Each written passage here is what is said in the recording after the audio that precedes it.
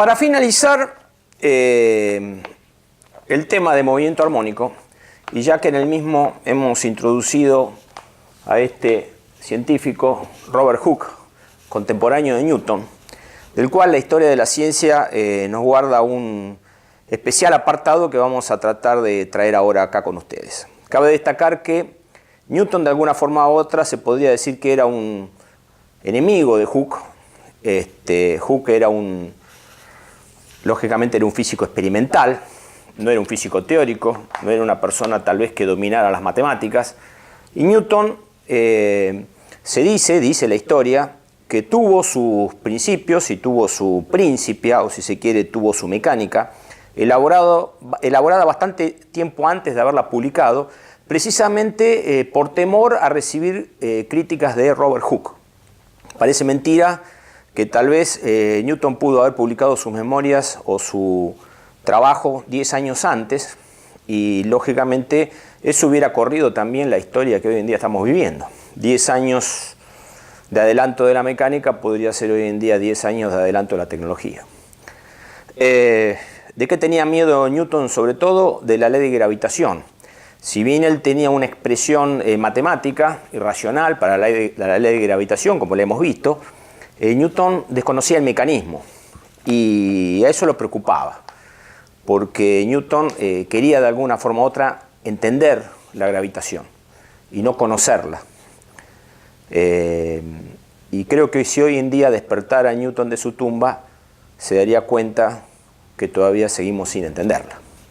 Así que vamos a hacer lectura de una memoria que hay escrita en los anales de la Royal Society de 1674 de Robert Hooke. Y vamos a analizar esta lectura porque es muy interesante en varios aspectos. Así que procedamos con la misma. Dice Hooke en 1674. En fecha próxima expondré un sistema del mundo que difiere en varios detalles de todos los conocidos hasta ahora y que se ajusta en todos sus extremos a las reglas ordinarias de la mecánica y se halla fundamentado en 3 suposiciones. Fíjense, analicemos este primer párrafo. Fíjense que es muy interesante ya rescatar en Hooke lo que hizo Newton. Es decir, Newton con su Principia realmente expuso un sistema del mundo que iba a revolucionar todo lo conocido hasta ahora. Y que iba a estar dentro de lo que se conocía en ese momento por las leyes de la mecánica, por más que lógicamente Hooke desconociera cuáles eran bien las leyes de la mecánica. Y lo más curioso de todo es que este sistema del mundo que nos propone Robert Hooke en este primer párrafo de la lectura, es que estaba basado en 3 suposiciones. ¿Pero cómo entonces? Nos preguntamos hasta ahora. Si la mecánica de Newton estaba basada en 3 principios, 3 hipótesis o 3 suposiciones, entonces fue Hooke el primero en esbozar una teoría científica conocida como mecánica. Entonces, vayamos a la lectura de las supuestas, entre comillas, suposiciones o principios o hipótesis de Hooke. Y van a ver que vamos a aprender mucho de esto. Sobre todo vamos a aprender mucho de lo que era el pensamiento científico de 1674. Entonces dice, la primera suposición. Entonces, vamos a hacer una breve seguimiento. Primera suposición.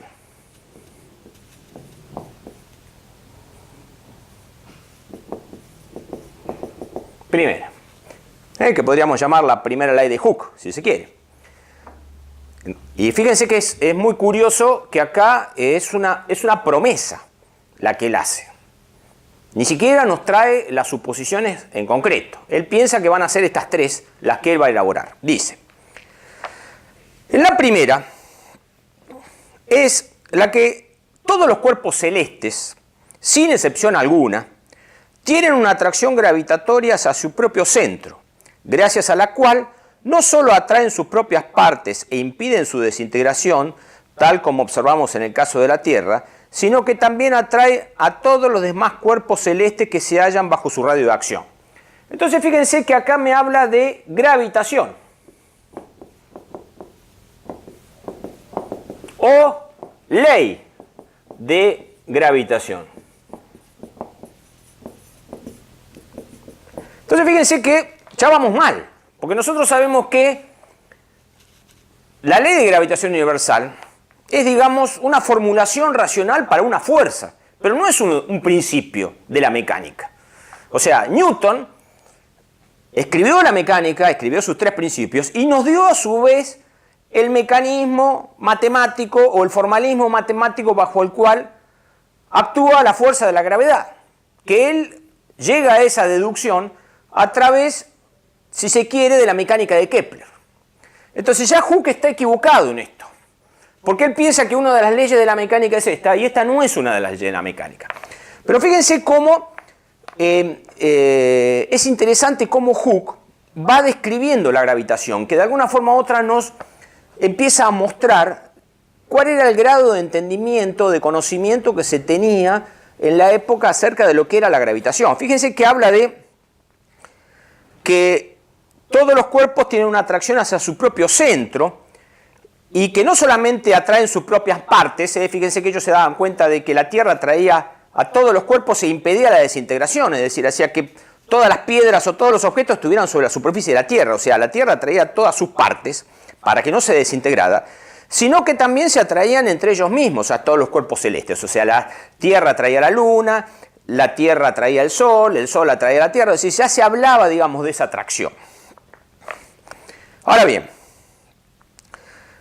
sigue diciendo Hooke acerca de esta primera suposición. Es interesante analizar cómo la va desgranando. Dice, por consiguiente, no solo el Sol y la Luna ejercen influencia sobre el cuerpo y movimiento terrestres, fíjense que no solamente dicen que el movimiento de la Tierra está influido por el Sol y la Luna,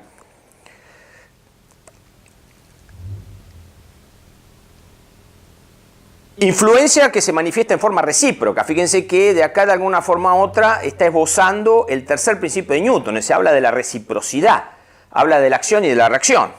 Sino que también Mercurio, Venus, Marte, Júpiter y Saturno ejercen una considerable influencia sobre el movimiento de la Tierra. Fíjense que habla de considerable influencia, no tiene idea de cómo ponderar esa influencia, pero él considera que es considerable. Es rara esa palabra. Y aparte fíjense que menciona solamente a Mercurio, Venus, Marte, Júpiter y Saturno, que eran los planetas hasta ese momento observados a ojo desnudo. ¿Estamos de acuerdo? Es decir, si bien el telescopio ya había, digamos, aparecido en escena, todavía no se habían descubierto nuevos planetas con el telescopio, si se quiere, rudimentario de Galileo. Y dice,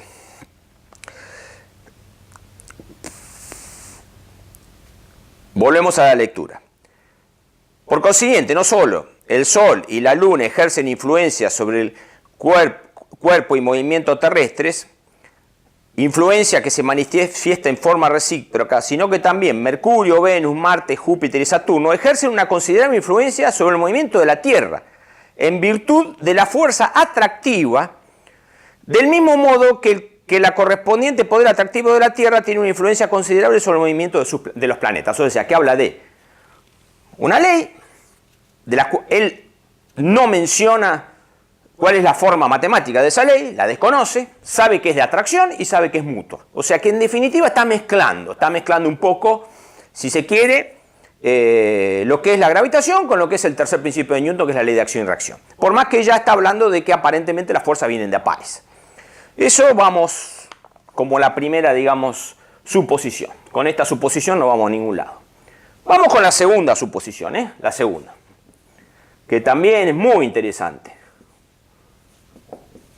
Son las dos más interesantes, la primera y la segunda. Segunda suposición. ¿Qué nos dice Hooke? Dice, la segunda suposición es que todos los cuerpos que han recibido un movimiento simple y directo continúan moviéndose en línea recta hasta que por la intervención de alguna otra fuerza efectiva son desviados y obligados a describir un círculo, una elipse o cualquier otra curva más complicada. Es interesantísimo esto, porque esto básicamente es el primer principio de Newton, el principio de inercia, que nos habla de que todo cuerpo permanece en estado de reposo o de movimiento rectilíneo uniforme. No habla de reposo, pero me dice que todo cuerpo permanece en estado de movimiento rectilíneo uniforme, a menos que, y fíjense que dice,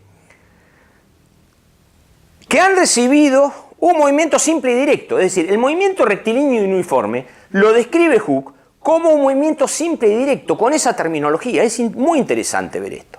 Y a su vez dice que por la intervención de alguna fuerza, ese movimiento simple y directo puede ser perturbado, puede ser cambiado. Eso es lo que nos dice el primer principio de Newton. Y nos dice, y que serían en ese caso obligados a describir un círculo, una elipse o cualquier otra forma más complicada. Es decir, hace referencia particular al círculo y la elipse como trayectorias, porque eran precisamente las trayectorias que estaban metidas en la cabeza de esta gente, debido al movimiento planetario, debido a la maldición de Platón. Eran movimientos circulares o elípticos, o cualquier otra forma complicada, pero hace especial referencia al círculo y la elipse.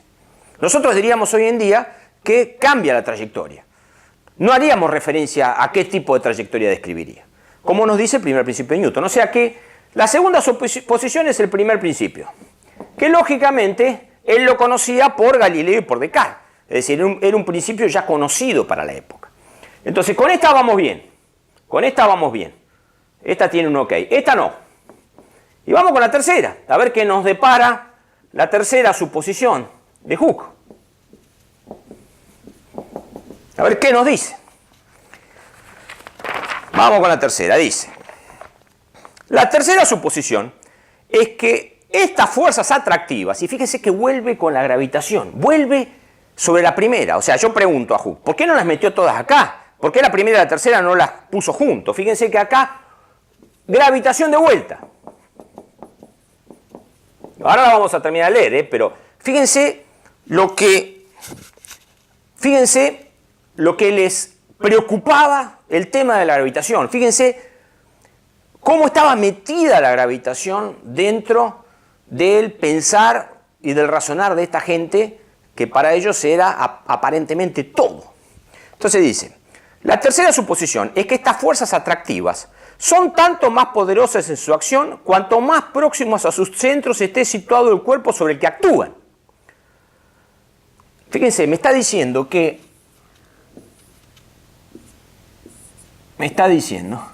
a menor distancia,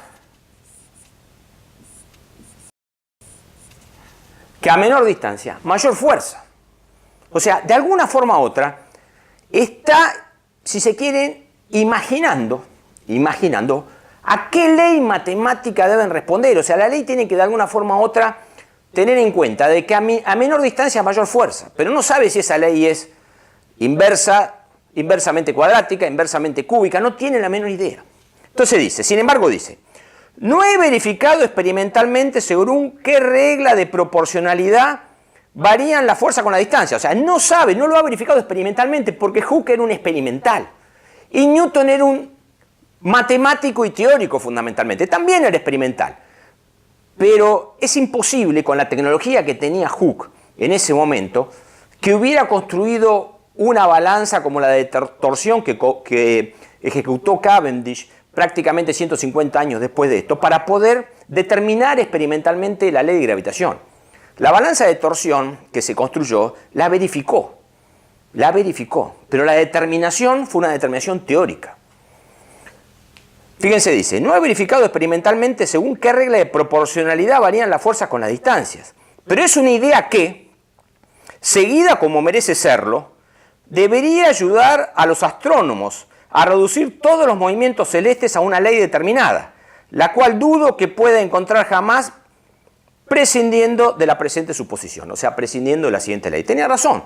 Es decir, si los astrónomos no hubieran tenido esa ley, no hubieran podido, por ejemplo, hacer las predicciones que se hicieron y no hubiéramos podido, por ejemplo, mandar un cohete a la Luna. Pero antes que esa ley necesitábamos los tres principios de la mecánica, que eran los tres principios de Newton. Luego vienen las formulaciones para fuerzas, como la de la gravedad, como la del resorte, que nos deja Hooke acá en este tema y por eso que lo estamos terminando, o como la fuerza de roce o como cualquier otra fuerza que necesite de una formulación para poder ser analizada dentro del contexto de la mecánica. Así que, señores, vamos a seguir adelante, pero les traigo este momento histórico porque creo que es muy interesante de ver, de hacer esta lectura para darnos cuenta cuál era el pensar, cuál era la forma de vida, si se quiere, que tenían estos científicos y cuál era la pasión que le ponían para poder seguir adelante. Así que sigamos con la mecánica de Newton.